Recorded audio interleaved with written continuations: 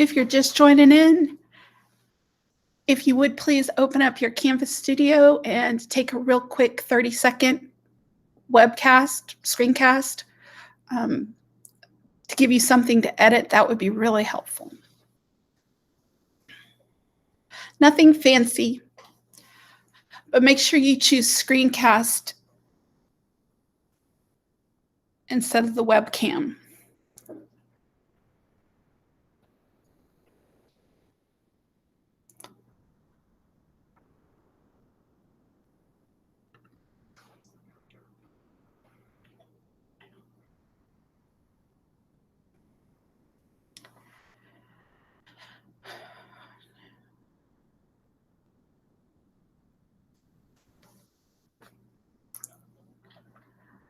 Well, I have that it's 3 o'clock, so I'd like to introduce myself. My name is Meredith Grotti.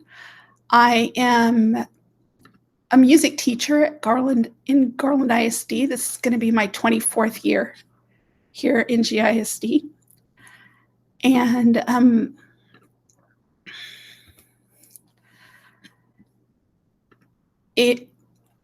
I was one of the Canvas champs this past year, and if you by any chance took the elementary studio pathway course, I was the instructional designer for that course. My slide deck is, I think Chelsea just dropped the slide deck into the chat, and I just want to mention a couple things. If you see a question mark in the slide deck, if you go to your studio on my library page, let me see. Let me switch my presentation. Stop presenting. Present. Window.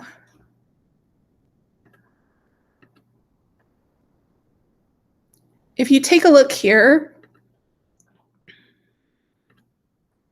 right up here where it says record, you can have screen capture or webcam capture.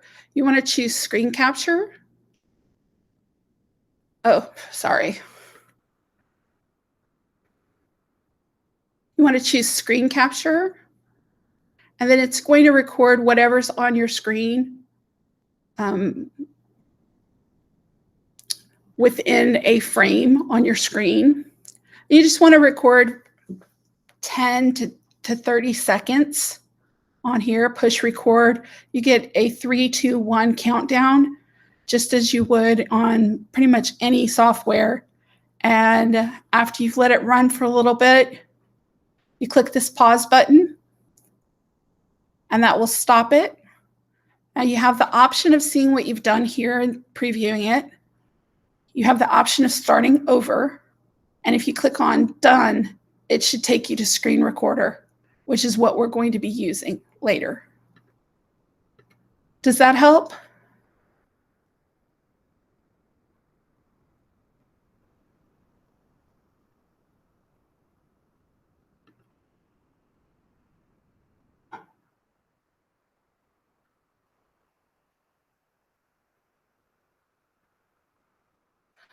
Okay, so let me stop sharing that.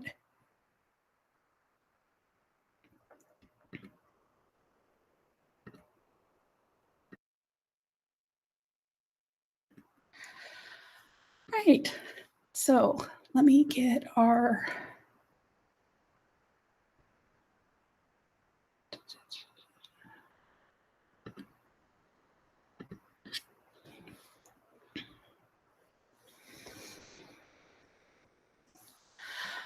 So we're going to be looking at editing in Studio. Now, if you ever come across this when you're trying to start a screencast, it could be that you already have your screen recorder open on your page. If you already have your screen recorder open on your page, then you're going to get this pop up here. So you want to make sure that after you've uploaded to Studio, you click the continue button and shut the program down. Oh, one thing I wanted to mention was anytime you see a question mark on a presentation, it's going to be linked to a tutorial video with Screencast-O-Matic. A quick overview of your of the screen recorder. Right here, we have automatically saved up here at the top. It'll show you a history when you do the drop-down menu, show you your edit history, and it automatically saves as you go. You can adjust the size right here, your audio. The exclamation point in the audio is letting me know that there are silences found in the recording. And right here, if I want to hide the cursor for the entire presentation, I can click it off or I can click to show it. The same thing with the webcam. Right up here on this circled in blue, the camera, that will take a screenshot of your video. Down here is your timeline. And I want to call attention to this right here, because when I was first editing, I didn't realize that you could expand the timeline. When you expand the timeline, you're literally opening it up to 1/5 of a second. They have little hashtags on there that mark it, that show that detailed. So if you want to edit out a pause, if you want to edit out saying it's really easy to do that.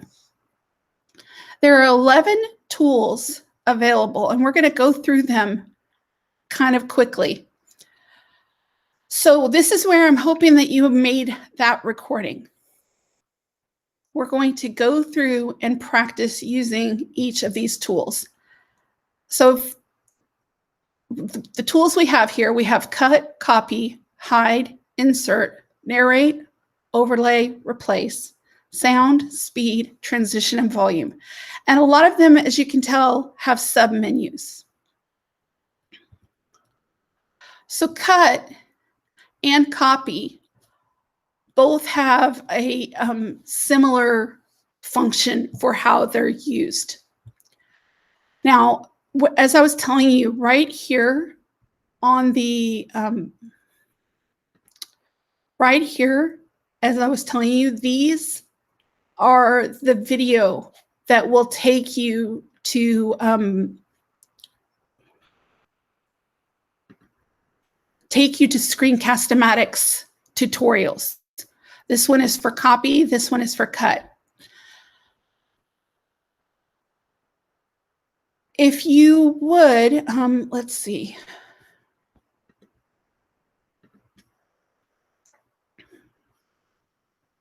Where did it go? All right, so cut is fairly straightforward. What you're going to do is you click on this, you select cut, and you're going to get a red mark right here.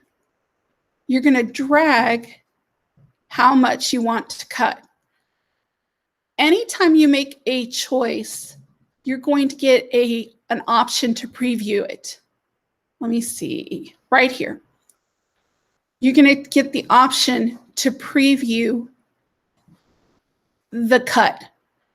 One thing that Studio doesn't have is a smoothing out. Some editing software will have almost like a filter where they smooth out the rough edges. Studio doesn't have that. Screencast-O-Matic might have it in their paid version, but Studio doesn't. So if it's too jerky, it could be evident. You'll want to watch before you okay. And so right here, you can preview it. And if you like it, you can click OK. So if you went ahead and made that video, why don't you go ahead and make a small cut?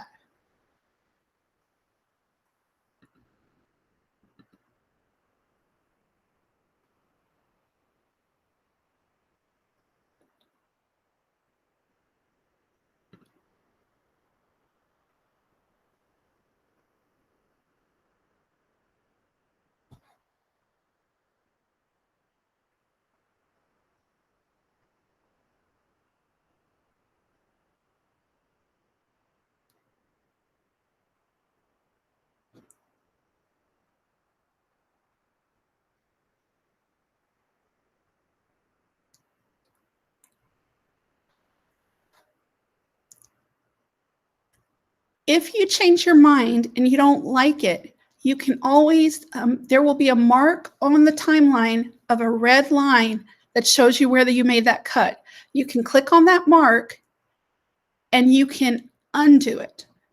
You also can go up to the top where it says auto saved and click the back button and undo it there as well.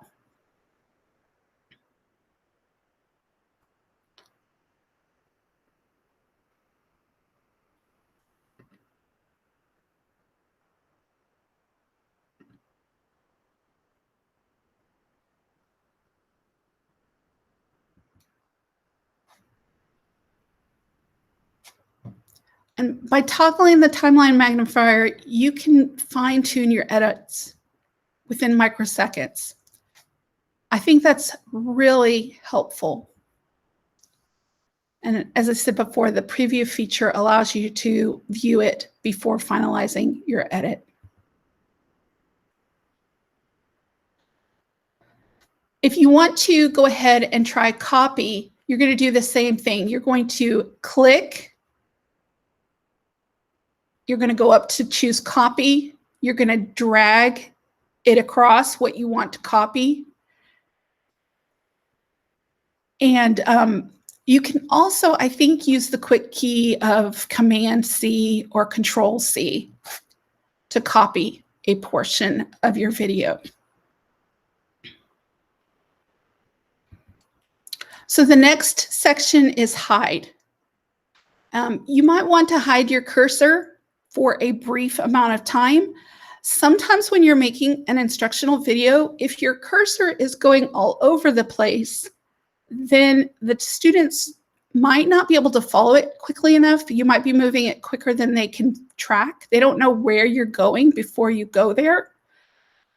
Or it might be distracting. A lot of people, if you do this, you might think, oh, I'm circling that. And that might be what you would do with your hand on the board. But it might just be annoying to the person that's watching it, or it might not be getting your point across. There are other ways in editing here that we can highlight something without using your cursor. And hiding the webcam, you might want to hide the webcam for a short amount of time. You might want to focus on something else on your presentation. And you can also, of course, remember, use the global show and hide over here.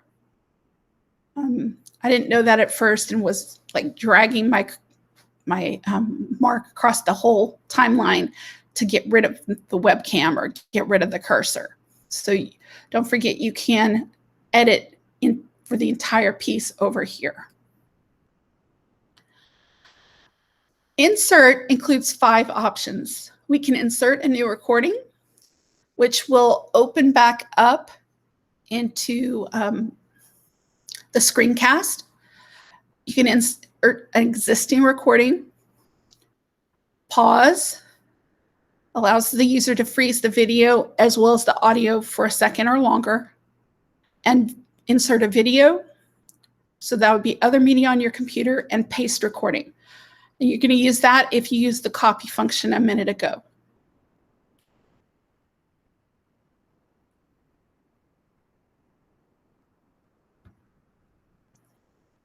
Oops. Right over here are the videos for inserting a new or existing recording, inserting a pause, and pasting the recording. They didn't have a tutorial video on inserting a video. We can pause for a second if you want to try inserting a new recording into what you've already recorded, or pasting the recording that you already copied. I don't know if you noticed, but as we're moving along, there are different colors being attached to the timeline reflecting different activities. So you can see that there's an orange section where I hid the cursor. you can see that there is a dotted red line where I made a cut. And behind the orange, there is a blue section where I pasted a recording. So as you're moving along and you're making your edits, there's a visual that's attached to each one of the types.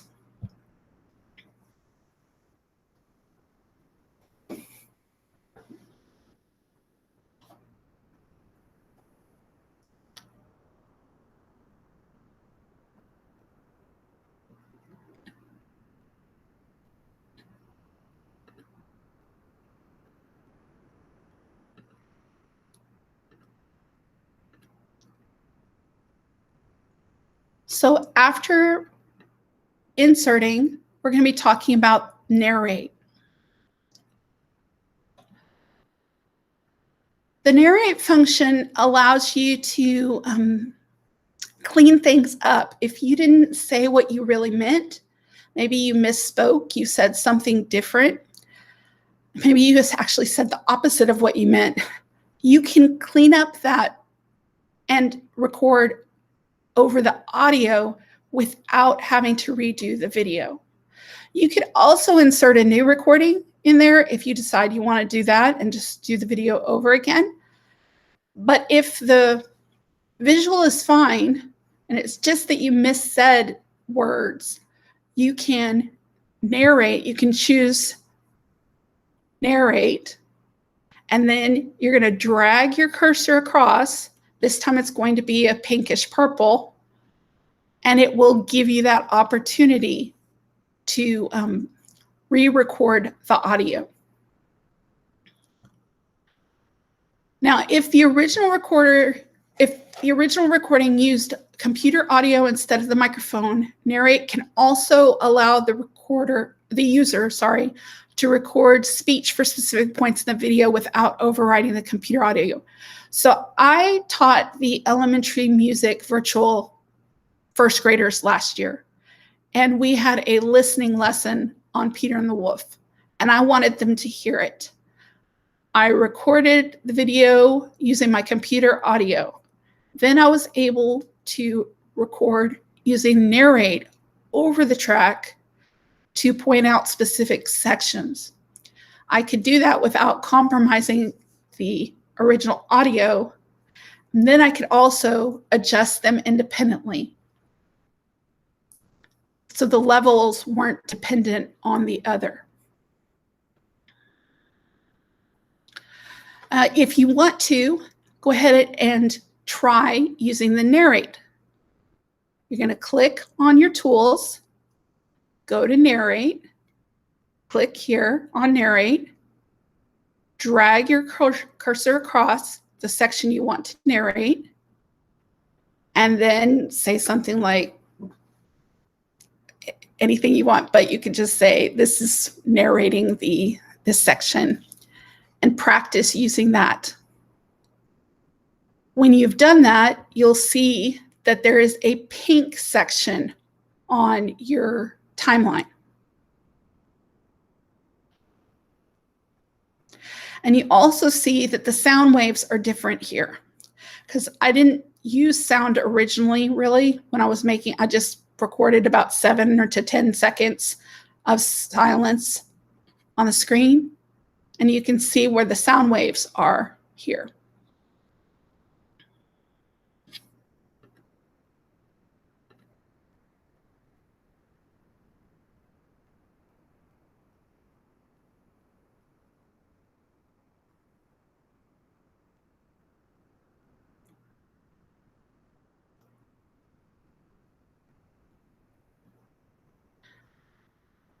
So if you're able to use the narrate, the next thing we're going to look at is silence. This isn't really one of your tools, but it was mentioned when I was pointing out the audio section. We have found silences, and you can adjust this. You can do found silences have to be for 3 seconds or 2 seconds, however you want to rate them. It's going to show up in your timeline as a gray section. So you can click on that section and you can absorb the silence, cut the silence, or speed up the silence. If you choose to speed up the silence, it's only going to speed up fractionally. If you cut the silence, it's going to be absolute. If you absorb the silence, it's going to it's going to speed up the video.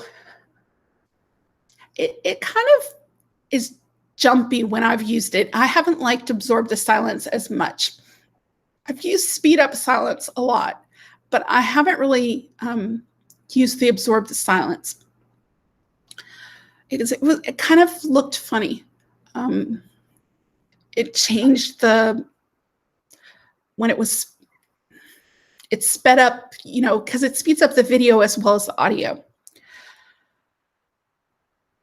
But if you have anything on there, when you see that exclamation point, that's what that means. And you click on the exclamation point in the tool above the window, or above the timeline, right here. And it'll come up with these options for you.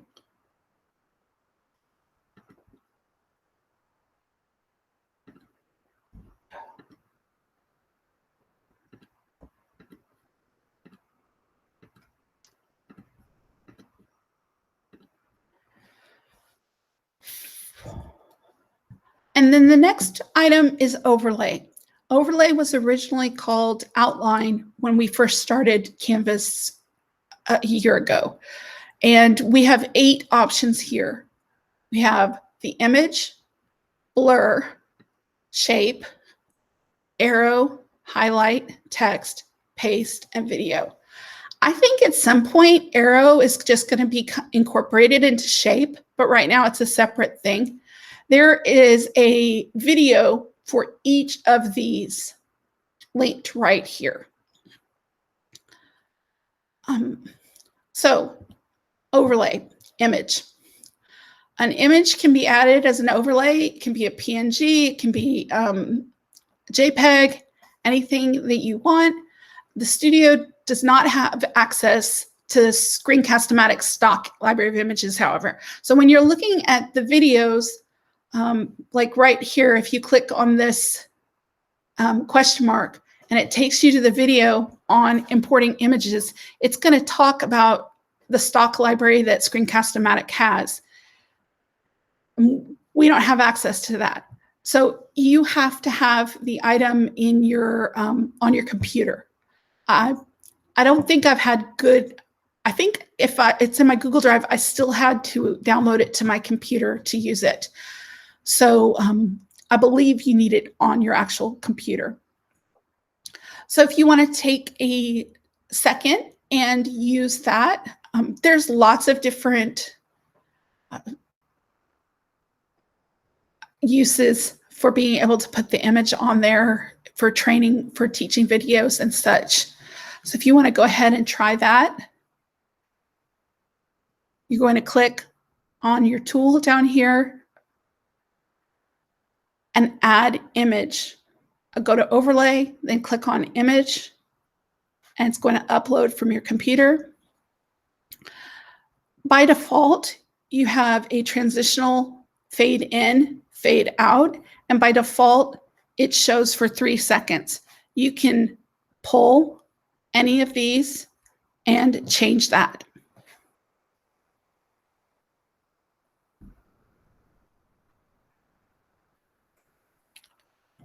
After the image, we have blur.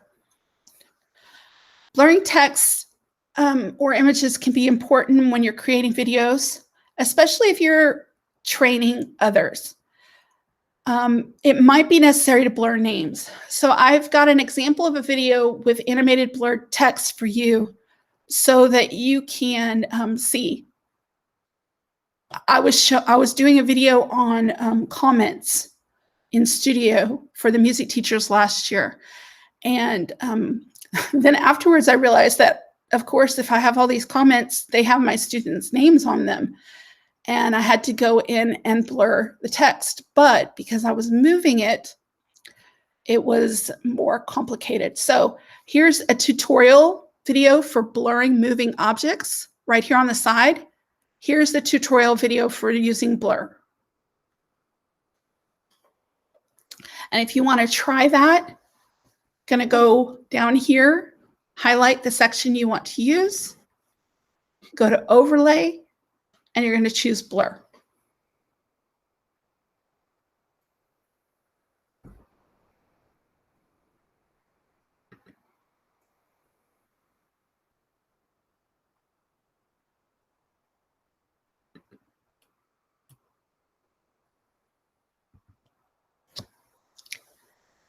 The shape menu has changed. It was originally called outline. And at first, all it did was outline. You could either use a square or a circle. It didn't even have a line. I remember using a line by collapsing a rectangle.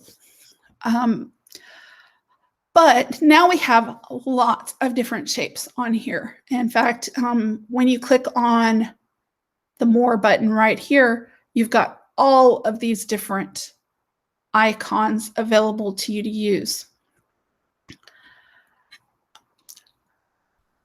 Can make, I like using it to outline things. That's how I use it.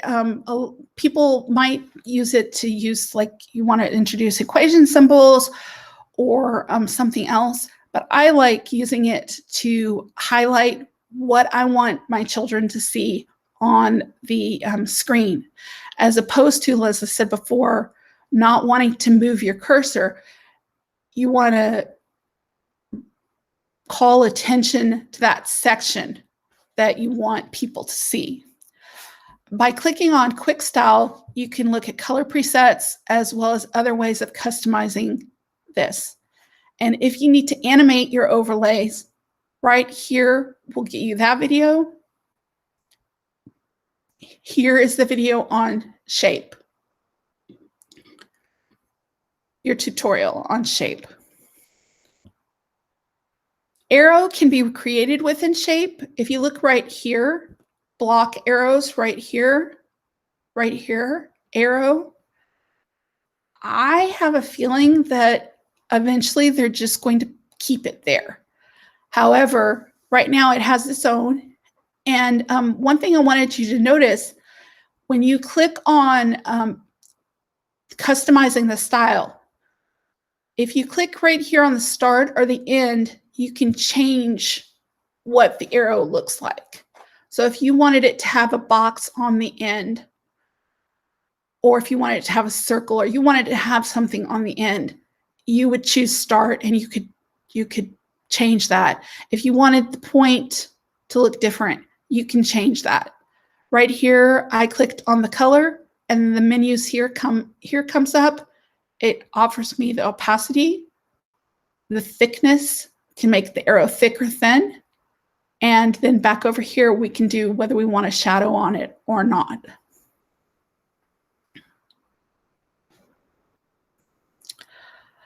Basically, most of the overlays go on in a similar method. So if you have inserted an image or you did blur or outline, then you're pretty good. Then you probably know how to do it now. Highlight can be a really fabulous one. You basically darken the rest of the screen so that you can focus on that one spot that you want your kids to see. You can also add zoom, so you can make this bigger if you want to. There's different shapes you can use. You don't have to have it as a rectangle. I've used a lot of rectangles, but you can also have an oval, or you can have rounded corners, like a rectangle with rounded corners instead of the square. You're going to click on your tool down here, choose overlay, and then highlight. Set up the time that you are wanting it to be used, and then you want to drag the corners. It's going to start off as a square in the middle of your screen, kind of small, and you're going to drag it and put it over what you want to highlight. Then if you want to add a zoom, You're going to click on Add Zoom, and you're going to pull on the corner. You're going to drag the handles on the corners of the highlighted section to enlarge it. And if you want it to be gradual, you can put in edit points to mark that so that it doesn't happen immediately. You can have it happen slowly, or you can have it be quickly done. If you click on Remove Zoom, it will undo those changes. And don't forget, you can use this right here, the preview button. It's really important to use that because when you're highlighting, you want to make sure that your screen, well, if you're moving around on your screen, you don't want it to be highlighting a section when the screen has changed, and all of a sudden now you're highlighting a white section of the computer screen instead of highlighting the button Copy It. So that is on highlight. Our next item for overlay is text. This is pretty simple. We have two sections here for our menu for modify style. We can modify the text, but we can also modify the background. You can make the background a color, or you can make the background clear. You can have this, they call this a call out button. I would have called it like a speech bubble or something like that, but right here, you can have that be used, or you can turn it off by clicking over here on call out and say no. Basically, the bigger you make your text box, your text bubble, the larger the text will become. It's going to auto fit into your text unless you come over here and modify it. You can drag this. So if you wanted this to touch something in particular and direct attention, you could do that.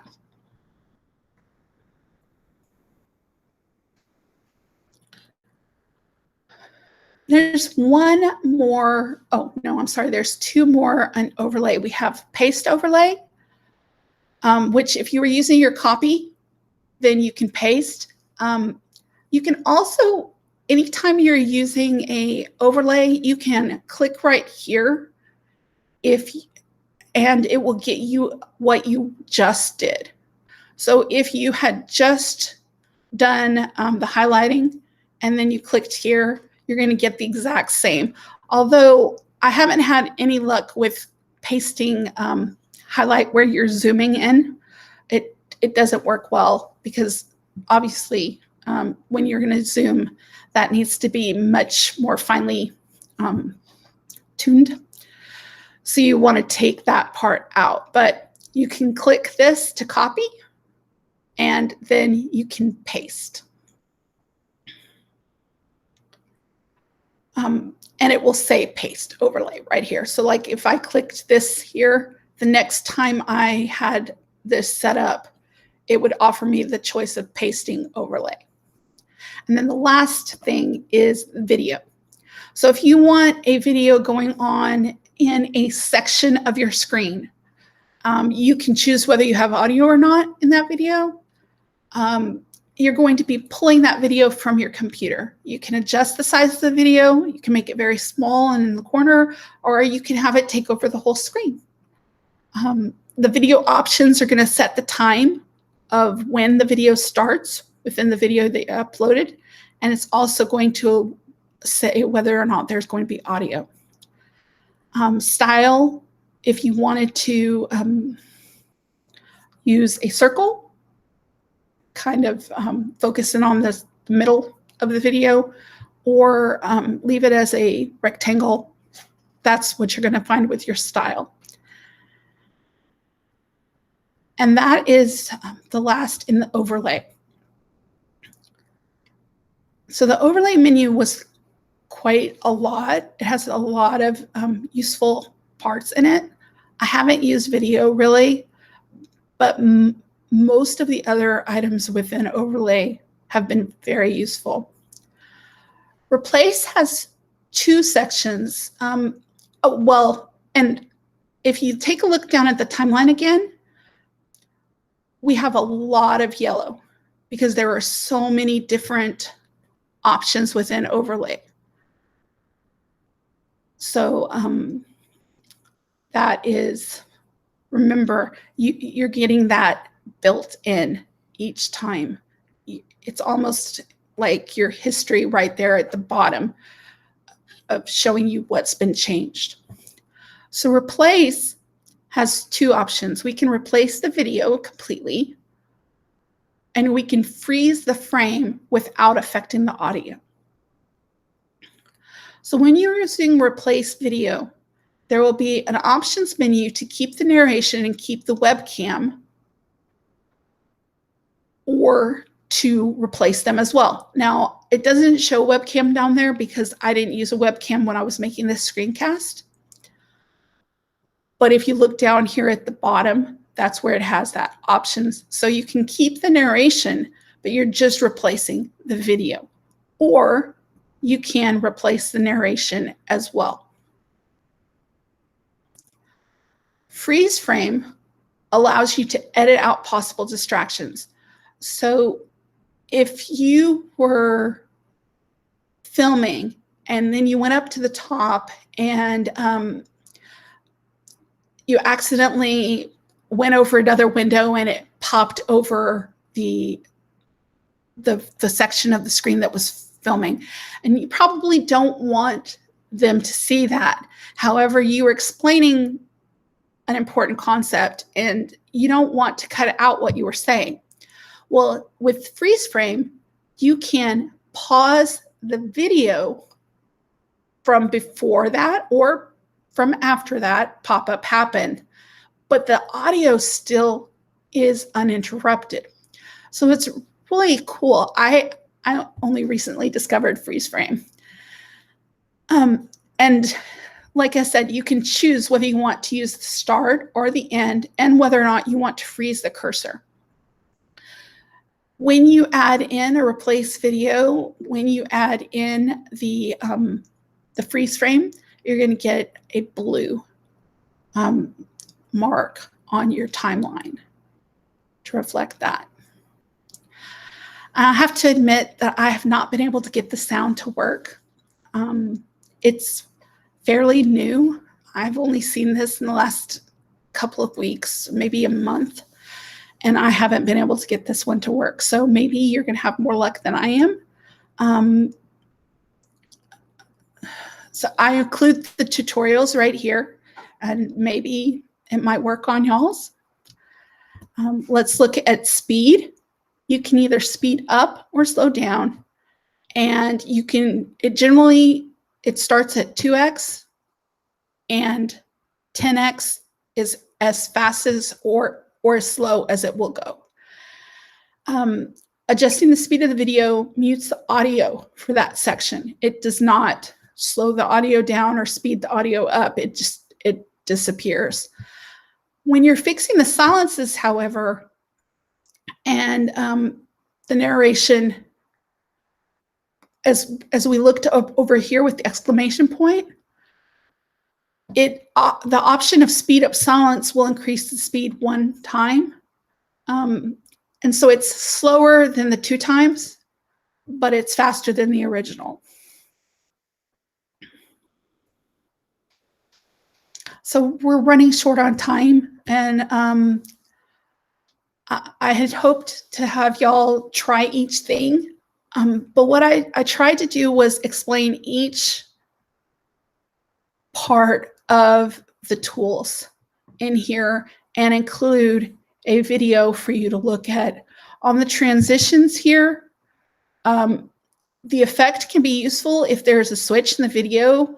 So if you made a cut and now you're going to be in a completely different spot in the room, you might want to do a transition there so that it's obvious that there's a change, and it's not going to be strange to see you see something completely different.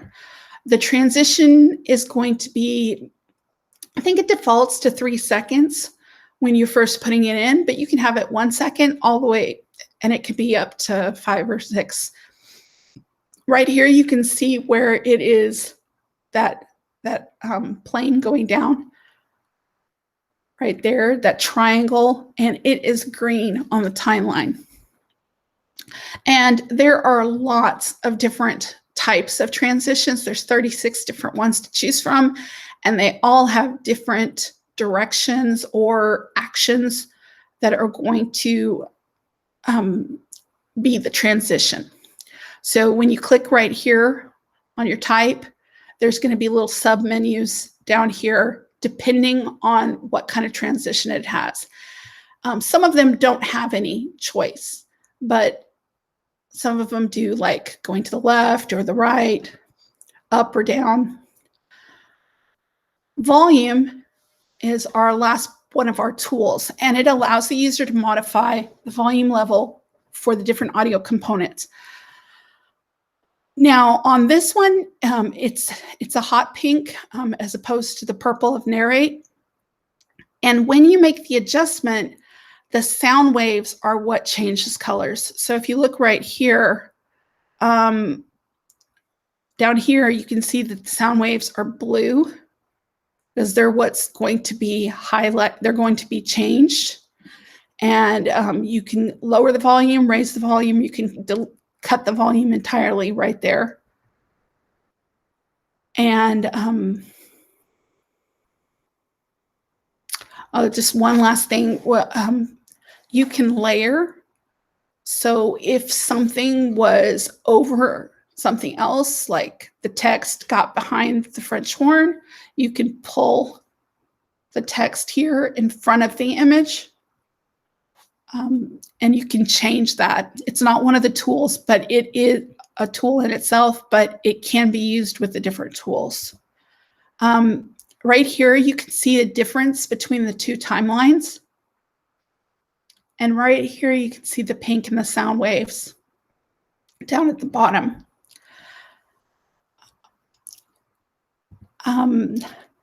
Don't know if anyone has any questions because I haven't been on the Meet screen. I was clicking through the presentation. I don't know how many of you are left, but if anyone has any questions?